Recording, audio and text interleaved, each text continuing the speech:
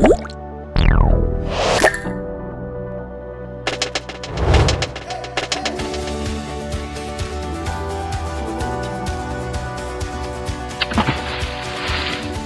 name is a lawyer and the founder of the Gnosis Health Initiative. For almost 2 decades now, I've been handling cases and situations involving domestic violence and abuse, separations and divorces.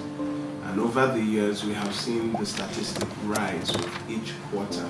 Presently, 1 in every 5 marriages is expected to end in a separation or divorce before the 2nd anniversary. And 2 in every 5 marriages will suffer domestic violence and abuse in the first year of that marriage.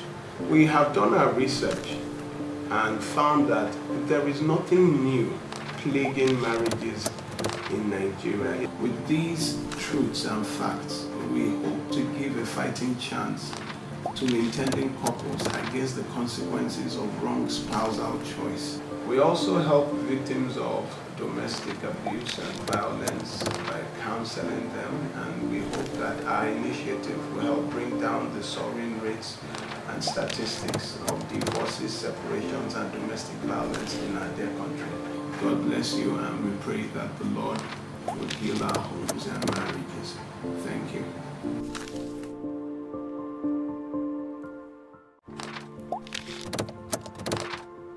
Ladies in particular, you know why we're here. Yeah. We're talking about what most people would say concerns us a lot more, but then we're not leaving our male folk behind. It concerns all of us. I'm going to start off with maybe introduction from the ladies. I'll start with ladies first. Lovely lady on my left. Okay, my name is Alamtu Sherif Fatimitayo. Okay, I'm a jeweler. I sell jewelry for Hallelujah. My name is Olaide Adekunle. Okay. I'm a businesswoman. I do furnitures, home interiors, do doors, construction support primarily. I love it. I love the way you say I'm a carpenter. Yes, I'm a carpenter. I'm I so try to be loving civil that. now, you Yeah. know, but most of the time I'm a carpenter. I'm a carpenter. That's it. Straight up. Very good. And the only gentleman in our midst. My name is Olumide Omotobi. I'm a lawyer and founder of Gnosis Health Initiative. Oh, great. And I'm Jade Rand. And I will be your anchor for today and chief speaker at this table.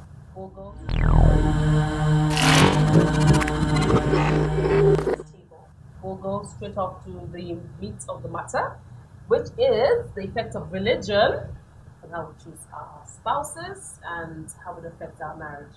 So I want to ask you, for example, Valentine is on. How would your religion affect something like that process? Since we have considered that at least Valentine is where the I do will still come out from. And some people will start to hear I do from tomorrow. So tell me what you think.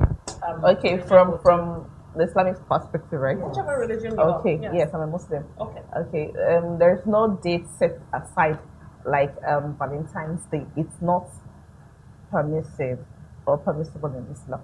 No such date as a Valentine's Day. Right. Every day is just a regular day. Right. Show love to your spouse on a daily basis. So Valentine is just like every other normal day. But the world we live now, how do I use that word? Like going with the flow. I'm a Muslim. I join the flow. Because if I don't join, I won't sell my own products. Which is one of those things that you need to give to your wife to show love on that particular day. So I go with the flow. Okay. I love that particular day as well. Okay. Show your spouse the same kind of love you always show, but that day there's always some kind of physicality attached to that particular day. Yeah, but beyond the day, I'm not even wanting us to go face the day itself. But Okay. the only reason the day is relevant because we know that you will hear just be some ideas Somebody will just happen. propose, Yes, or something like that, So it's key. So I'm just wondering, how do you think religion affects? So let's even take away the day itself. Okay. Let's just, how would religion affect you're toasting somebody? I don't know whether you use toast anymore, or you want to marry somebody, or you're chasing somebody, maybe from the male or the women perspective. Okay.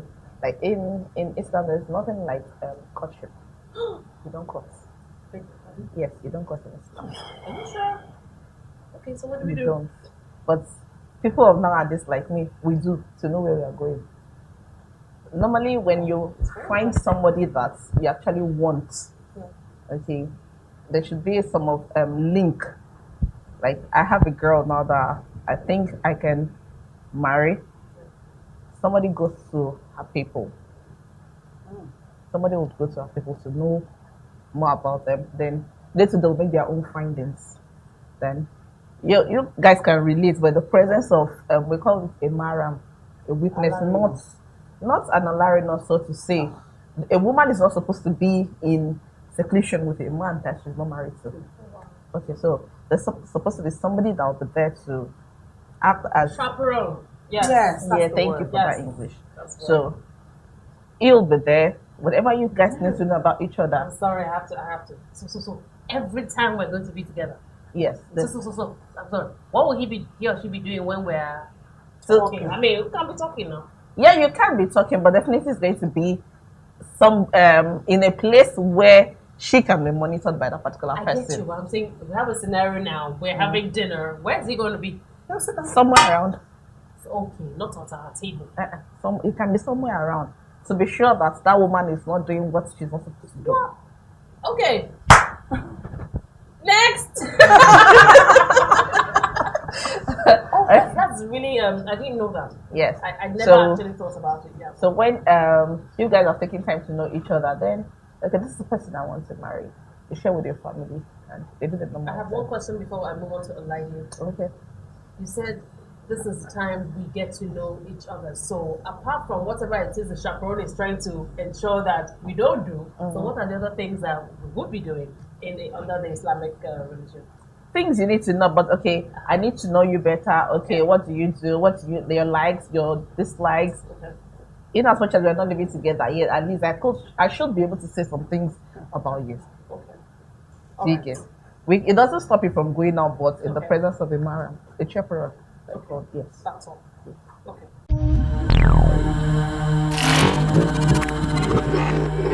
Also, over to you, Lady. I'm curious to hear probably the Christian version.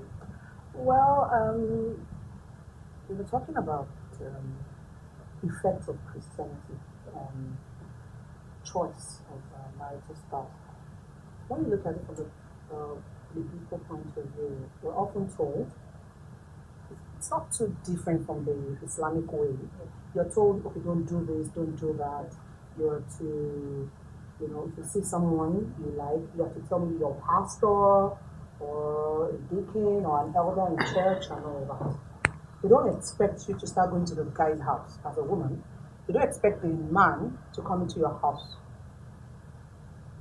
Even though it's not often said that you need a chaperone, but it's there silently that you're not supposed to be together alone. I know some denominations, I don't want to mention names now, some denominations often choose a chaperone for you. Yes, as a Christian. They say, but what I say with all that is that I'm not saying it's bad, but I know it goes a long way to affect your marriage eventually. Yeah. The reason being that you can't get to know each other by just talking. Yes. So what else do you think we need to be doing? You see, when you go out, you're not just going out to talk. Okay. You could go out maybe to, an activity. Maybe you like swimming. You can invite, okay, let's go swimming. Sorry, hold that thought. So, what would our chaperone do when we go swimming? Would he enter the pool with us? No, I don't think. It won't. Definitely, it won't. It won't be somewhere. Can you go swimming, It actually? can, but not. But you won't go naked no, and all no, the no, no, bikinis no. and all that. Coming back to what she's saying, Yes. it doesn't mean in Islam you can't do all that. You can do everything. Right. Do you get? Yeah. But not to the extent of doing the regular in quotes. And that would be It's far That's above. different. Okay. So, No, even in the Christendom, it's written there. That's the fornication in quotes and all that. And as much as I am not saying I'm an advocate for you sleeping around, I feel that being too rigid, this religion puts us in a box, kind of. Okay, before I head on to Olumide, I want us to tidy up something. In a nutshell, would you say religion helps positively or negatively? Okay. Okay, it helps to a whole lot of sense because before you choose a spouse Yes. in Islam, you need to consider four things. You need to look at the person's background. Can I go with this person? Okay. Okay, the background she's coming from, our family, are they the kind of people I can live with, Okay. I can cope with? Yeah. Then you need to look at the person's religion. Okay. Is she of the same religion with me? Is she of the same faith, same spirituality? Are we on the same level? Yeah. Then I want to go back to that because I remember when we were talking behind the scenes. Yeah. And I said, so are you saying if they were both, or were you saying that if you're both of the same religion, you wouldn't have issues? Yeah. I haven't said that. Okay, I'm just, I remember we had that conversation. Yes, You know, sure. So, If even if you're of the same religion, your level of faith matters. Though there is no meter to rate that. Your level of faith matters. I can be a spiritual person, and my spouse is way exactly. So we'd have clashes along the line if we don't get to discuss about this before we go ahead. okay, fine. Good. Then the third one is the person's beauty. Beauty. You consider the person's beauty in Islam. How? I can't marry somebody that is not fine. Oh my goodness, are you serious? Yes. Fine. As in fine, but beauty is not. It is not the main thing to look at. The fourth thing is the person's. Okay, the Arabic word they use as money, but a source of living. Okay. Can this person meet up with the standard? Alright. But if you want to be favored, Yes. choose the one that goes with your religion, the religious person. Okay. Do you get? Now, if you eventually choose someone that is religious, you guys can still factor a whole lot of things together. Okay. All right. But if you're of different levels, there'll be problems along the So, line. in a nutshell, even if you do marry, the best thing to take will be the religious one. Religious So one. I'm thinking from what you said, it is a positive thing to have the religious, Exactly. Islamic religion helps, Yeah. kind of. A whole lot. You know, then beauty is not the. No, it shouldn't is just be- in one. fact, It I'm shouldn't very, be the I'm main very factor. tricked to realize that it's even a factor. Yeah. I wouldn't have thought that. I even Yes, think yes, religion it was would talk about beauty. Yes, well, I'm glad about that. But then it's not the main. It's not. Right. And that even in the both of you come from the same religion, I think there's still levels of faith. Nowadays, when you choose 10 people, and then you ask, maybe 6 of them will tell you they are Christians, whether they are going to church or not. Yeah, They sure. tell you they are Christians. Right. You know, so, but Christianity is a very beautiful religion. It has a lot of positive things if you can steadfastly adhere to them. Okay. But I think the way Christianity has been turned right now is that it puts a lot of confines, like I said, it's like a box. Don't do this, don't do that, don't do this, don't do that. And then you find out that most times, because we as Christians are not permitted to, in quotes, spread our wings a little bit, flex our muscles to really get to know who we're dealing with, who you want to, because marriage is a commitment, it's a lifetime thing. What would you define as spread your wings? And what was it that they were doing before that has been misinterpreted now? Okay, good. For example, one very crucial topic that most Christians don't discuss is sex. Okay. When you're cutting, if you're cutting with, the strict Christian, you're going with the strict Christian rule, you find that most people don't talk about sex. Even in churches, it's difficult to talk about sex. It's like a taboo, it's like a topic that you can't go near. Right. But I believe that I need to talk about sex with my spouse. Okay. Even if Christianity tells me not to engage in sex Yes. before marriage, Okay. which is good, Right. it's fine. Yeah. But I need to talk about it. All right. I need to know if I'm going to be sexually compatible with this person. But how are you going to know by talk? You can still know it, babe. You see, when you're talking with someone and you're looking at, you're having this eye contact, you tend to know when somebody is lying or not. Sometimes, not all the time. But you get, we are human beings. Yeah. God has given us intuition. Yes. Especially women. We've got lots of intuition. Right. You can pick up the slightest offense. If a guy is lying to you, if a guy is boasting, lies the first time, second time, you're out the third time. Somehow we kind of know. Yeah, you will get to know. All right. So you have to know, you have to discuss these topics. Okay, so in a nutshell, what are you saying? Christianity does not allow that. Okay, Christianity, in a nutshell, is a positive effect, negative effect? It has, like everything in life has advantages and disadvantages. Okay. But I'm looking at the disadvantages more now. Okay. Yes, because it's having a lot of disadvantages nowadays because most families are not, they're ending up, divorced or separated or something. So are you saying that's the Christian thing or is it a people thing? Because I realize that people are the ones that take up religion. So, yes, but see, why I'm eager to move on to why I'm saying it's a religious thing. Yeah. Why I'm saying it's a religious thing is because you find out that eventually, when they have problems, they go back to this religion.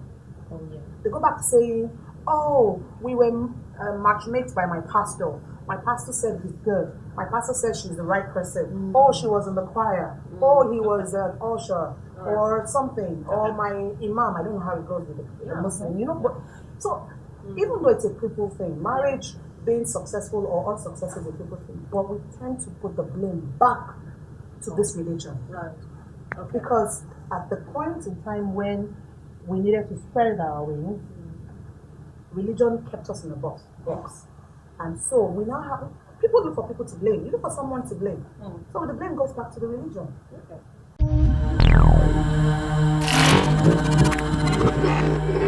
Move on quickly to Mr. Olumide Omoshebi, who is a lawyer and founder of the Nurses Help Initiative. And Olumide, he's been quiet, and I'm sure you can all these ladies who are boxing this man up in the corner. But you're going to see the true Olumide now, and he'll tell us a bit about your initiative. Then I'll ask you a few questions after that. Okay.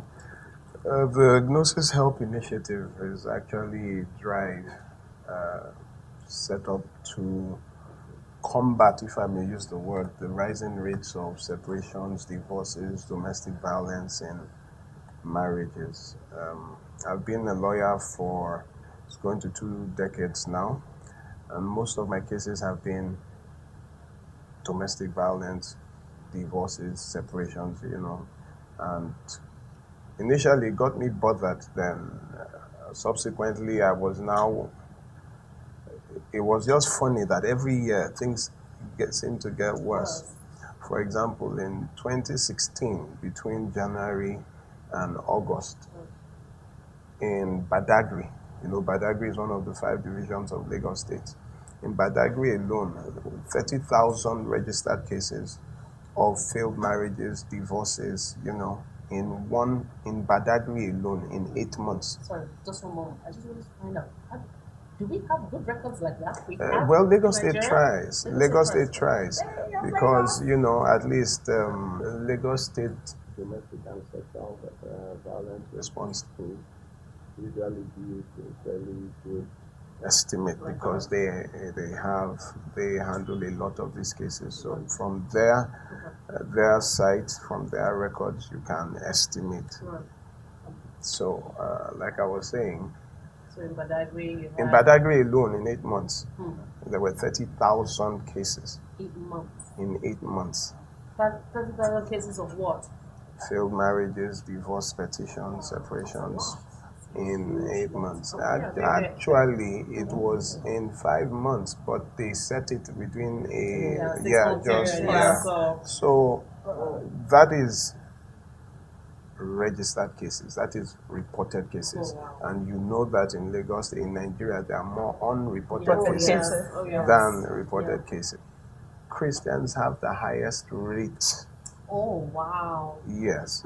For example, we did statistics here that 87% of divorce cases, separations, and domestic violence cases are from Christian marriages. Yes. Oh my goodness. Oh yes.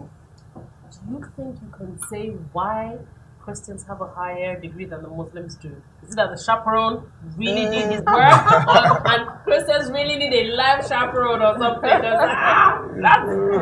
That's mega. Well, the issue with Christian marriages that I have seen from cases I have been involved in, and it's been a whole lot of cases. If you find out that people, when you're trying to arbitrate, maybe counsel the parties, they tell you that, and I prayed about it, and God told me that he was my wife. Just pause. So don't Muslims pray about it, and doesn't God tell you Yeah, people are we your do. wives, or you We just do. point and claim? No, Follow we me. do. No, no. When you have someone in Yes. mind, there is a way we pray about it. It's called istiara. Okay. We call it istiara. Yeah. Like you get to talk to God. There's a way you go about istiara. Okay. Then, if the Istiara. person is meant for you, if it's going to be positive, it comes with a whole lot of signs. Okay. If it's going to be the other way around, it comes with a whole lot of signs too. So it's not Physical less, signs please, I want- or I'm loving it might spiritual be through signs? dreams. Okay. Dreams. Yes, That's it might be very through physical actions. Okay. Okay. Like you just finish, just like normally. Okay, if this person is going to be good for me in this world and in the year after, okay, let's this, like Like a fleece, like what Christians will call a fleece. As in okay, God, okay, God, let okay, her walk in now. exactly. Let her wear black.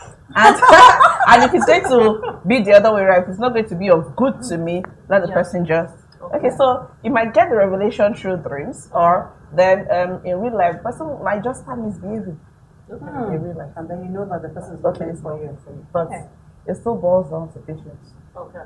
because most time we tend to mistake these things. Yeah, we'll mix the voices. Okay, go on, Olumide. So just well- tie it up from. A lot of what I see that Yeah. is wrong Okay. is adopting religion to relationships, to marriages, because now it became a problem because I'm a Christian, very serious Christian, and it's like God has been lying to several people. If God told you, and at the end of the day, he started beating you, you are now separating. So is God the one lying? Okay. You have pastors, there are several pastors that are now that you see with their wives in church, but in actual fact, they are separated. Oh wow. For the sake of the church, because they are The first leaders and in if church. they were to separate publicly, they divide yeah. the church. Wow. So from pastor down to workers to church member, lots of and it's now even escalating to domestic violence. The rate at which let me give you some statistics. I think I wrote some here. Why not? Let me start with 2017. 2017 was known as the year of deadly domestic violence because we buried lots of people in Lagos. On the rise. In Lagos State between January and September, 852 fatal cases. Someone that was pushed down the staircase by her husband. She's now in a wheelchair, and the husband has gone ahead to remarry someone else. Wow. So while I was talking with her, she was like, she prayed. I'm related to someone that even she went to prayer mountains, and this is God's perfect will, and she married. And I had a problem because when as a Christian I can't say did God lie to you. I know it is impossible for God to lie. Then I took the Bible. I got a team of pastors one time, and I questioned that. How is it that God leads people in spousal choices? And it is interesting to find out that nowhere in Scripture, nowhere in the Bible is it that God told someone, this is your wife. Really? It is nowhere from Genesis to Revelation. So how that doctrine... That's an assignment to go and Exactly. dig into. How that doctrine came. Let us look at the birth of Jesus Christ. Did God tell Joseph to marry Mary? No. They were betrothed. They were betrothed. They were married by traditional rites. Yes. So if for the Savior of the world, God did not tell Joseph that it is Mary you marry, then who are we that, if Jesus came through normal tradition?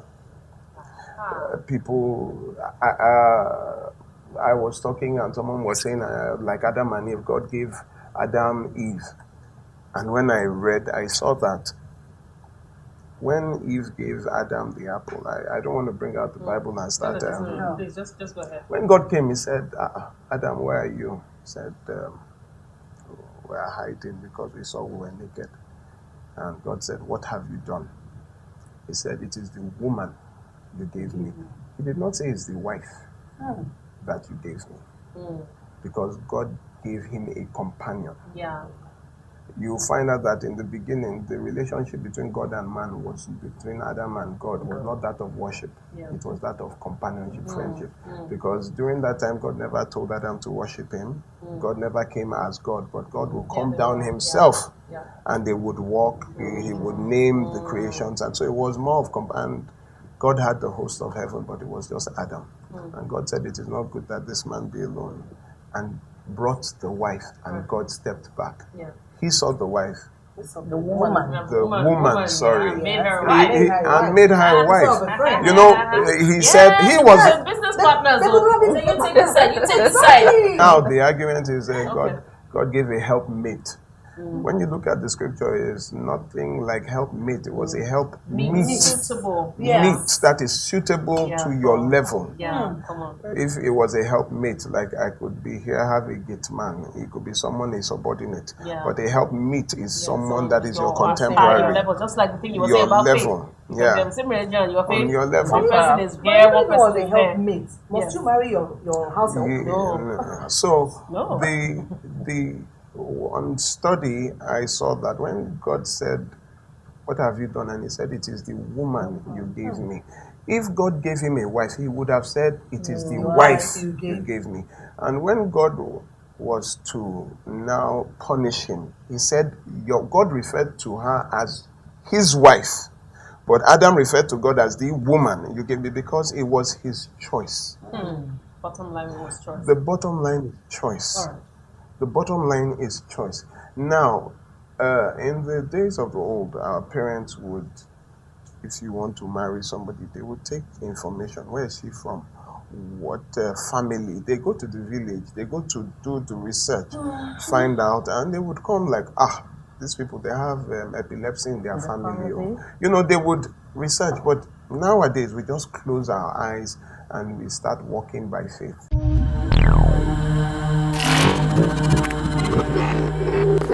Okay, so are you saying now that tradition, the role of tradition, I could be wrong, it's more preferable to the religion? Because she said positive, she says the bit of disadvantage. You're saying what exactly? How would I put it? Let me give you an example. Do you have a best friend? Do you have a close friend? Yes, I have. Very close friend that you trust? Yes. That knows about you more than the average people know? Yes. You have a best friend that you could even have as a guarantor for you. If anything were to happen, you know that. Yeah. Okay, this person have my back. Okay. Very close friend, your best friend. Okay, can I ask, did you pray? Did God tell you that this was your best friend? No. It developed over time. It developed over time. That you got to see the person and you saw that the character of the person was good enough, and then you are confident that this person. So you know. Not that you closed your eyes and someone told you that that is your best friend. So you are about to marry somebody you know nothing about. I'm loving where you're coming from. I'm perspective is feeling this. strong. Oh, it's so powerful. No, you want to marry somebody you know nothing about. Let me give you an example. This case happened some years back. The guy saw a lady and he liked her. And on finding out about her, he saw that she was a devout church goer. So he found out where her church was and joined the church. Joining the church, joined her department. And then, you can't be in the same department in church. You walk and you won't greet. So they became cordial. And, one day he just told her that, he has been praying and God told him that you are my wife. And he was like, God, are you sure God told you? He said, yes, we've been praying and, can you call? And, Yes, you're in the same department. And so she felt, and then she informed the pastor that our brother, and that one, the same department, the pastor was ecstatic. And in fact, the church took about 50% of their wedding. Yes, cost.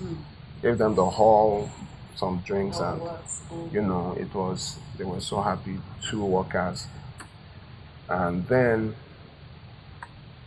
after the ceremonies, took her home. So the following morning she woke up, she got to the parlor. The following morning already? Just the next day? The next day. What are we talking about the next The day? next day, Oh my gosh. The next day she got to the parlor, and while trying to acquaint herself with, maybe clean up, and she now saw, this tesbih, prayer, rosary, Yeah, the Muslims use. So she saw it wrapped around a picture, and she was still staring when he came out, and it was like, there's something that he even wanted to talk to you about that. And he said she should sit down. She sat down, and he said, I'm a Muslim.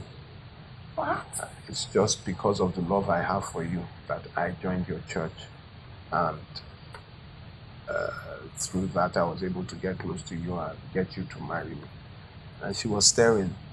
And he said, I know that you shouldn't worry, that he's not going to interfere with her religion. And she can go to church and everything, that there won't be a problem, that it's just the love that he had for her. But there's one thing, she said, but there's one thing, all our children must be Muslims. Can you imagine that? And she sat down and was just staring, that how can you be so wicked? So when they came, and I wouldn't blame, any man would try. But if you had just bothered to investigate, to go to his house, you would see that he's from a Muslim home. Exactly, that's where I mean. But you close your eyes and you don't really know, no investigation. By the time you see maybe his brother and you see that they are teachers, Muslim clerics, you would know he's from a Muslim. Or or you go close enough to him to meet one or two of his friends, and but there are a lot of things I've seen through research cases we've handled. It's a whole network. We found out that there is nothing new plaguing marriages. It's the same thing repeating itself in different marriages. For number one is Christianity spiritualizing relationships, spiritualizing your choice of a spousal partner. When you say spiritualizing, that is, you say, people walk up to you, and even when you ask out someone, they say, have you prayed about it? Did God tell you? What's wrong with God telling you? It is nowhere in the Bible. Okay, so the Bible says in Proverbs 18:22 that he that finds a wife finds a good thing. So there is an object of finding.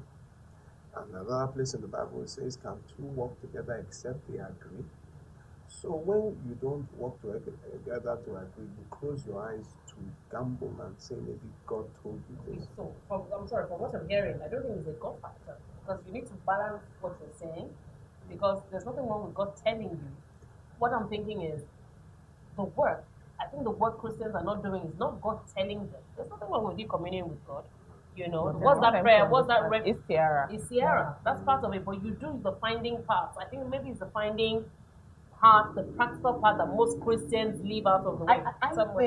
What I think is this, and I'm going to take us back a little bit to what you said when you asked why are Christian marriages, the ones really suffering this, and what are the others in quotes, Muslims or traditionalists doing better. Now, I have this opinion. One is the fact that the Christian religion tells you or gives us, because I'm a Christian, tells us one man, one woman. Okay. So already in a Christian marriage, when you're going in with a sense of entitlement. Oh yes, whether you accept it or not. Okay. A woman goes into a marriage and she's like, he doesn't have a right to marry another man, another woman. Oh, okay. And he must have searched and be comfortable with me before he let me in. Okay, but fortunately for me, I've been a Muslim before. I came from a Muslim background. My father was a polygamist. Okay, so I know a little bit about the Muslim.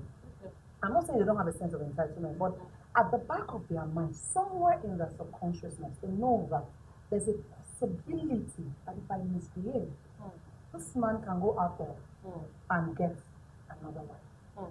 And I cannot use that as an excuse to leave my marriage. Okay?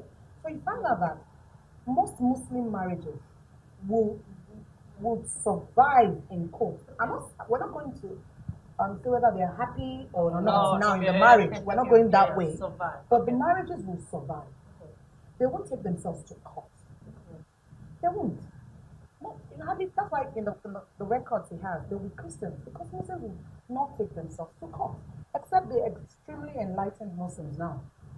Muslims will not take themselves to court because if you misbehave, the family will tell you, male or non with as it is, entitled to have so many. The man goes out there, picks another woman, brings him into the house or puts her in another house, and life continues. I think the Muslim religion is more tolerant or has resilience or what? I'm telling you, what I'm saying is this. The woman in a Muslim marriage will not have so much confidence to fight back. Okay. The best, that's my opinion, the best that she can do is if she's tired, she packs her bag quietly and leaves. Or she accepts the fact that the man doesn't come to visit her maybe more than once in a month or once in a week. He's with the other wife. So she's more or less living alone as a single mother. But you see, for us Christians, because we have this entitlement that it's a one man, one woman relationship. If your husband is behaved, the woman talks. The man too reacts because he feels that he can only have girlfriends. It's not that easy for him to have another wife because as a Christian, you have two wives. It's not very common among Christians. They can have girlfriends. So you see, when the woman is misbehaving in the house, or when the man wants to misbehave as well, the frustration is on that marriage, on that woman that is by him. If the woman wants to react, it's on that man that is by her. There's no other person to react to. There's no other person to unleash onto. And because we feel that we're entitled, if it says something wrong, I say, oh, I have the right to pack my bags, and then take him to court. You can tell me if I'm wrong. In Muslim marriage, even by the time there are 2 or 3, the woman, they are trying to play safe. Yes, everybody's trying to behave. Even if you are just one, and you know that you don't want this man to have another wife, you would want to go the extra mile, except the man is insensitive. You want to go the extra mile that he has the right to get another wife, but I don't want him. I want to be the only woman in his life. So you go the extra mile. You do all sorts of things. Yes, to marriage. Yes.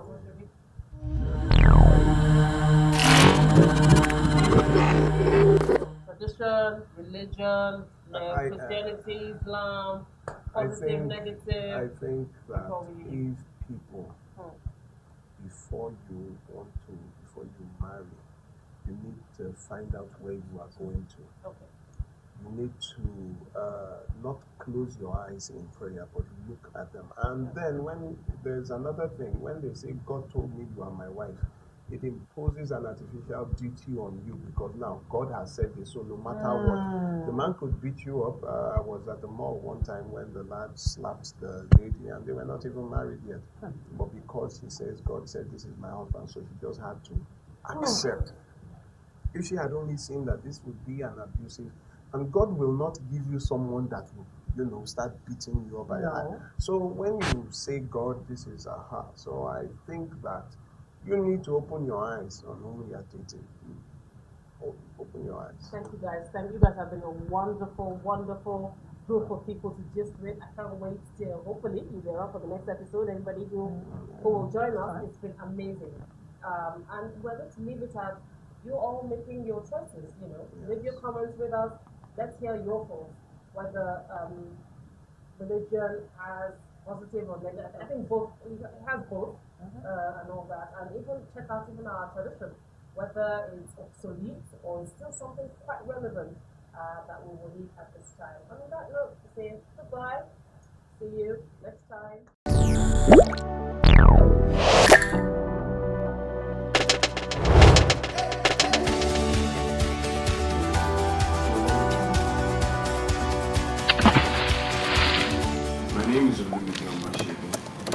lawyer and the founder of the Gnosis Health Initiative. For almost 2 decades now, I've been handling cases and situations involving domestic violence and abuse, separations and divorces.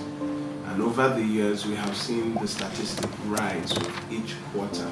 Presently, 1 in every 5 marriages is expected to end in a separation or divorce before the second anniversary. And 2 in every 5 marriages will suffer domestic violence and abuse in the first year of that marriage. We have done our research and found that there is nothing new plaguing marriages in Nigeria. With these truths and facts, we hope to give a fighting chance to intending couples against the consequences of wrong spousal choice. We also help victims of domestic abuse and violence by counseling them, and we hope that our initiative will help bring down the soaring rates and statistics of divorces, separations, and domestic violence in our dear country. God bless you, and we pray that the Lord will heal our homes and marriages. Thank you.